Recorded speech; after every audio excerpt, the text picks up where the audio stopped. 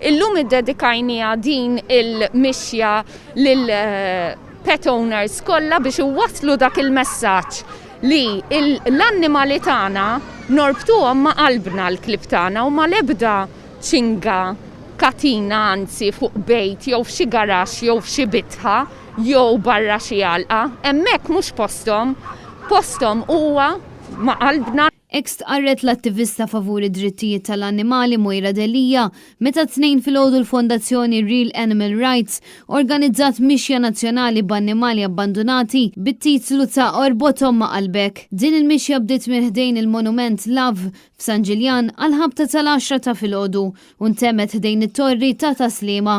Il-flus li nġabru matul din il-mixja se jservu bħala għajnuna s-santwarji kollha ta' Malta li jilqgħu fih danhom dawn l-annimali abbandonati.